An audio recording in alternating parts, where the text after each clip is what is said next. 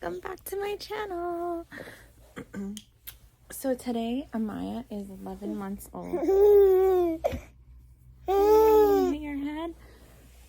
So I figured I could talk about the transition from having sorry, all of a sudden my voice is gone. The transition from 1 to 2 and what I think about how it is. I definitely think that the transition from being just a woman to becoming a mom is a lot harder.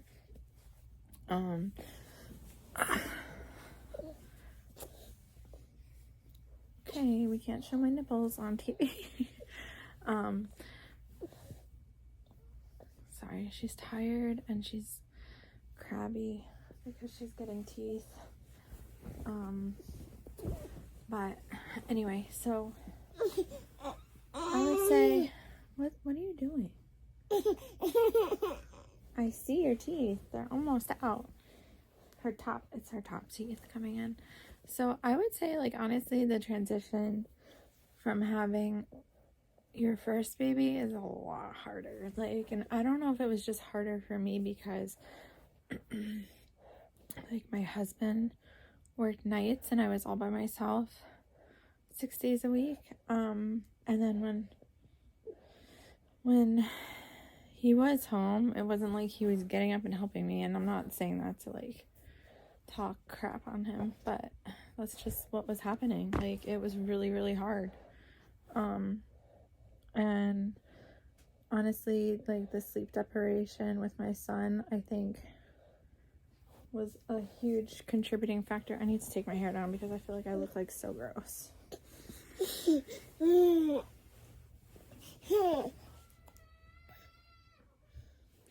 So I think that was like a huge contributor to me having postpartum depression, anxiety, whatever I had. I think with my son, it was more like, what is happening down there? Are you okay? Baby girl, you can't just keep coming off my boob. I'm trying to video. So I think it was definitely harder for me then, and I think that the lack of sleep was a huge contributor to my postpartum depression, anxiety, whatever the heck it was. And with him, I was definitely more like almost like obsessive. And you want me in a video too? I'll show our ugly ceiling. With him, I was definitely more obsessive about like things like, he had a gland behind his ear swollen when he was little, and I was convinced he had like brain cancer. It's like, it sounds like literally so ridiculous, but I feel like a lot of first-time moms have the same situation happen. Like, they're like, oh my god, is he sleeping? Like, I used the snoozer with him because I was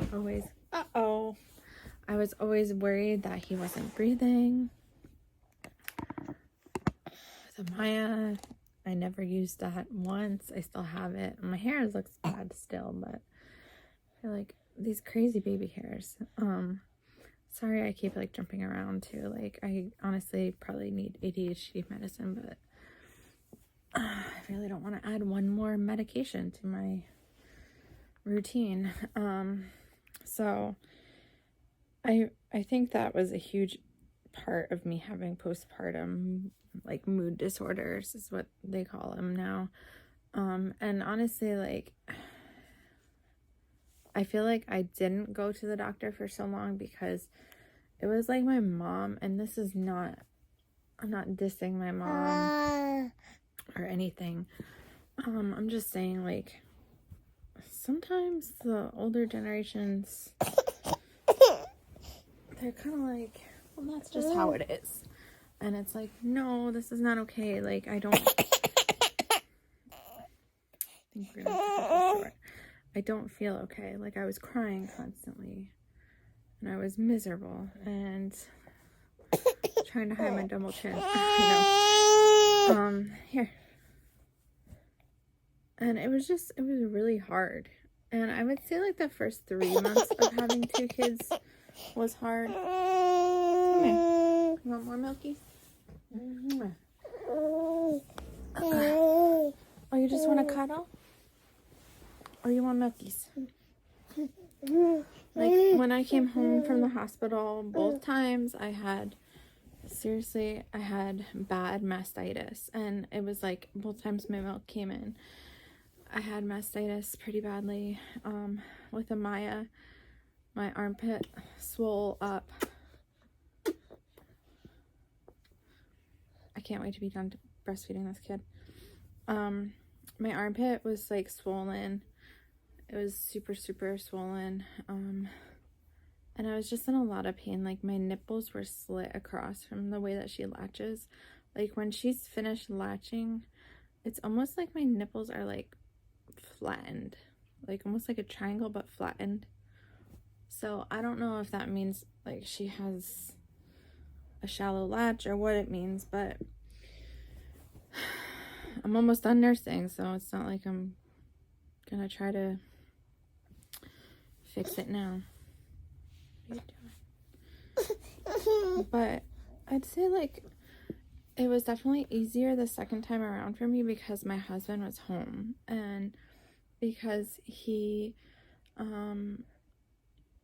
was able to actually help me get the baby. Like, the first, I think, 2 or 3 weeks, I put the bassinet on his side because, like, you know, my stomach had been cut open, and not only cut open for the first time, but the second time. So they cut through scar tissue and things like that. So I came home from the hospital, and the first night home, I was like hysterically crying because I was in so much pain. Like, my nipples hurt. I had mastitis, and I started getting mastitis at the hospital. Like, I should, if I ever had another kid, which I'm not having, but if I had planned to have a third, I would have made sure that they give me medicine in the hospital, because it's like, it's hard to decipher when you're literally hours from post-birth. If you are just, you know, having side effects of like medications, or like if you're getting mastitis or something, because like my whole body ached, and I had the chills, and like I know that's like the first signs of having mastitis for me anyway, besides the whole boobs getting baby, are you done? What's happening? She has been like this for like 3 days. So miserable.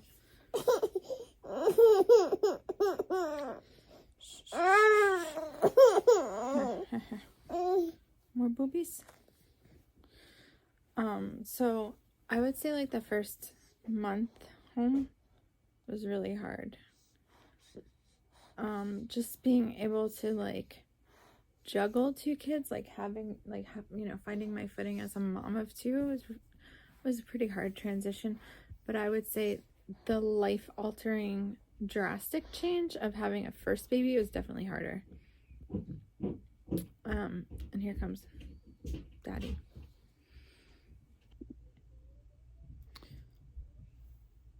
So I think that in general, becoming a parent is definitely harder than adding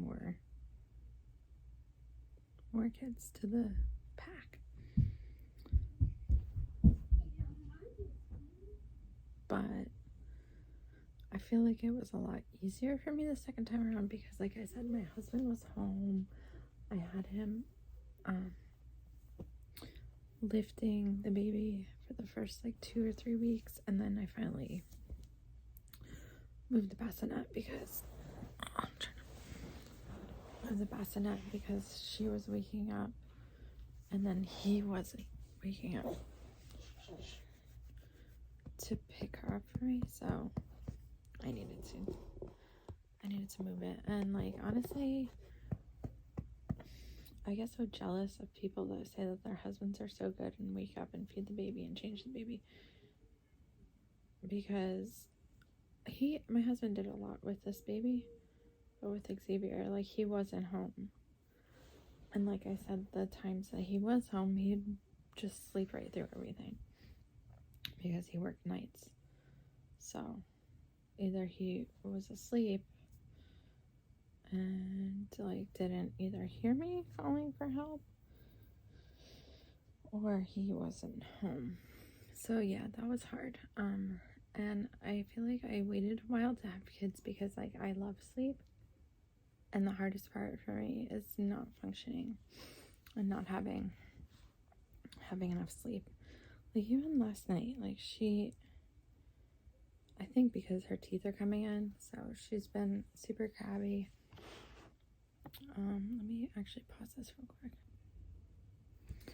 So yeah, like it was very hard for me with Xavier. With Amaya, I feel like it was super hard, like the first 3 months. But I also had to deal with her skin issue. Like, you know, she went to the hospital. She was 9 weeks old. Like, I feel like that gave me some kind of nervousness. I feel like Xavier, like, also was like a really loud, like, breather, like sleeper. I think she was like that too, but I don't remember it being as bad. But like, that's one of the things that like you don't know that babies do until like you have a baby. He's up there freaking out. But you know, she's been pretty good, like knock on wood. Like with him, I'd have to change him every single time. He got up to eat, and he would wake up to eat like every 3 hours. So like when I think it was like my milk didn't regulate until I think I was like 6 months with him. So it was a really long time. So every day, every night, I would wake up soaking wet, and I'd have to change my shirt like 3 times a night. So that was super annoying.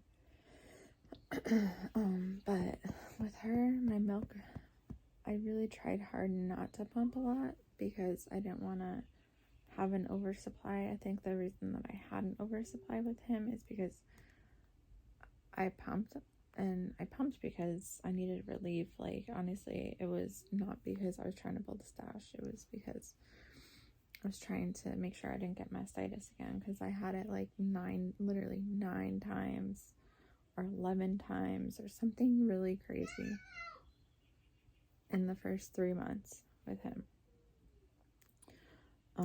So I have like a whole arsenal of mastitis like fighting like my mastitis fighting toolbox, I guess you could call it. And I plan to do a post on that, just detailing that, and then different items that I think were helpful with dealing with engorgement, especially when your milk first comes in. But yeah, like when we came home with her, I was in so much pain. So much pain. Like, obviously my stomach was cut open, so that hurt. They only give you 10 pain pills, so you have to like ration the pain pills. And I was taking medicine until I was like 5 weeks postpartum, or 6 weeks. And then like I remember with Xavier, I went to the grocery store. I think it was like, it wasn't 2 weeks, but it was definitely way too early, because I started bleeding again. So with Amaya, like, besides us having a pandemic, like, thank God for like Instacart and things like that. Like, I think that kind of stuff really definitely helped me the second time around, because like, honestly, I don't think she even went to a grocery store until she was like 6 months old. Besides like the real quick, like, oh, we're gonna pop in, or oh, we gotta go to Target real quick. because I don't like to go places with both the kids. It's a lot, like, it's a lot of work. And now, like, Xavier's pretty good. He's pretty good with, like, not running away. But when he was, like, I'd say 1.5 to 2, he was crazy. Like, he was crazy with the running away. Now I can kind of bribe him with things, but yeah, I definitely think things made it easier. We're, like, having my husband home.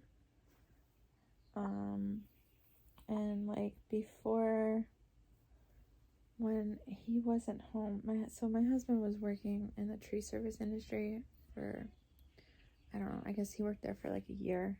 He left, he was a garbage man for 3 years, and then he left there to be a tree guy, and he learned about all the stuff. He was a bucket truck operator, and, you know, we were promised that he'd make all this money, and he didn't. But that's kind of, like, besides the point. But the last, like, 6 months of him working for there, he was working up in Massachusetts and New York State, like Monticello, so like 3 hours or 2 hours and 40 minutes from here, or up to 7 hours away. And they weren't getting overtime, they weren't getting storm pay, and they only were getting like $120 a day, and that was supposed to cover their hotels and food. So they were staying in, like, gross places, and he was, like, grossed out, thinking he was going to get COVID because he was staying at these gross places. And I was at home losing my mind with my 3-year-old.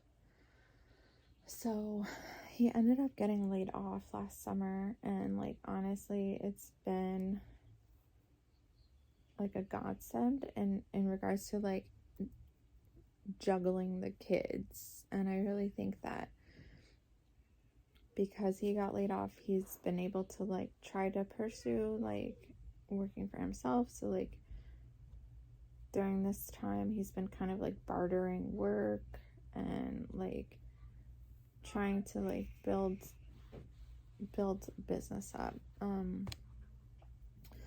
So the fact that he's been home has been super helpful, I think, for my mental well-being. I still think, like, you know, the first baby, I was like, how can I leave you? Oh my God. Like, so melancholy, like, crying all the time, thinking about, I can't leave this baby. With her, I was like, get me out of here. Let me fix the camera again. But I think that's all, like, a matter of, like, just kind of, like, knowing, not like confidence in parenting, just knowing that, like, it's helpful for your mental health to not be around kids all day. So, like, the thing that I enjoyed about going back to work, when I went back to work before they laid me off, was just to get, like, have alone time in the car and to be able to get ready every day. You know, like, those are things that you don't really get when you are a stay-at-home mom. And, like, I think I've said before, sorry, my eyes are so itchy. Like, last night they were, like, so itchy. I don't know if it's allergies or what, but you know, I think I've said before that I was supposed to be a working mom, but then I got laid off. So I think a lot of things, like, mentally, like, I was dealing with the fact that, like, I was pretty sure they were going to get rid of me when I was going back to work. I didn't want to go back to work. We had a new VP, and she got rid of my temp when I was, like, a month postpartum. So, like, that was not a good sign. So I was, like, dreading going back. It was very chaotic leading up to my maternity leave. So, like, I remember one day, and I know exactly the picture I have over here of Xavier. We were outside, and I just remember being like, I don't care about anything. Like, I care about my baby, and, like, we have a nice house. I mean, like, it's not looking so nice right now after it got beat up by a kid for 4 years, but you know what I mean? Like, I was just like, I have everything I need. Like, I just don't care about money. I don't care about having nice things. I just care about my family and my baby. And, like, I just remember feeling like that and being so melancholy and upset that I had to go back to work. And then, like, you know, hindsight is always 2020. Then I go back to work for a month, because I went back in April, I think. Yeah, so I was back a month, and then they laid me off. So I think I was, like, stressed out about that too, besides the fact that, like, you know, I was stressed out about being a new mom and how hard it is on your marriage to have a new baby, especially when your spouse is working night shift. Like, I feel like that was a huge part of, like, us, like, having animosity towards each other during that time period. You know, it's just really hard. It's a really, really big change. And, like, it's hard for men to understand because it's not their body that's going through it. Like, I said this once to my husband, like, I understand that you're saying that you understand and you, like, empathize with me and sympathize with me, but you're not actually waking up to nurse. You're not, like, actually waking up. You know what I mean? Like, you don't have these things happening in your body. So, like, you can tell me all you want that you understand, but actually having to deal with it is a lot different. Just like, you know, I think when I went to the hospital for COVID, when I still have to post that post. I uploaded it, but I need to do voiceover. But I think, like, he finally understood, like, how hard it is, because he said to me when I came home, like, I don't know how you've done this for 4 years. Like, she, first of all, was crazy. She won't take a bottle and won't sleep in her room. And I feel like because she's the baby, she kind of gets a pass. Because, like, Xavier, she definitely has slept in our bed more than he did. But I was so scared about co-sleeping with him. I was so high-strung with him. With her, I'm like, she's fine. She's breathing. She's alright, you know? With him, I mean, I don't really have to worry about her breathing when she's in my bed kicking me like she was all last night. But with him, I remember specifically one time running into his room because, like, I had the snoozer on him, and the snoozer is, like, it's like a little, like, almost like a oblong thing that has, like, a point to it on the end. I wish I had it right here and I could show you. But the soft part, like, sits on the baby's belly and is it, like, the movement indicator. So I think what happened was his came a little loose from the diaper, and then it stopped recognizing movement. So I ran into his room and I was like, oh my god, baby. And I think I woke him up. Like, thinking about it now, he's upstairs playing video games, playing Roblox or something on his iPad, freaking out. But, you know, I was so scared of SIDS when he was a baby. And honestly, like, you know, sometimes I still think about it and I'm like, oh, SIDS, like, you know, it's so scary. But at the same time, it's like,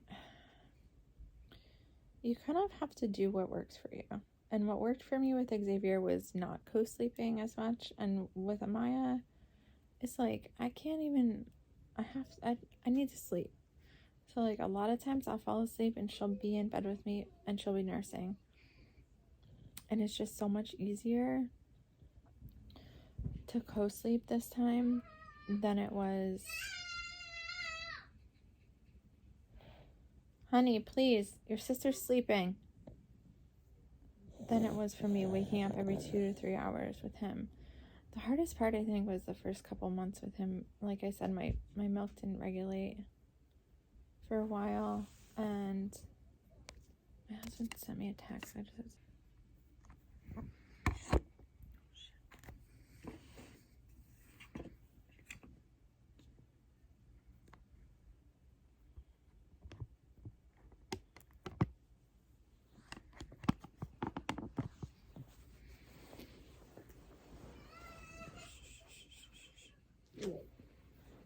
So, yeah, like I said, my milk didn't regulate with Xavier until, I think, like 6 months.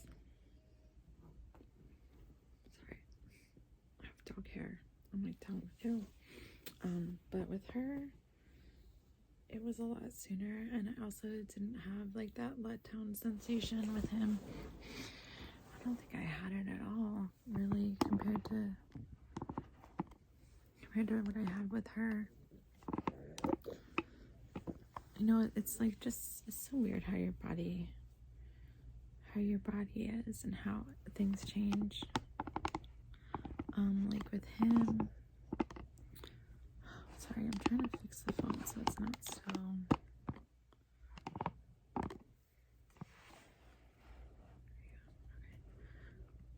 Like with him, I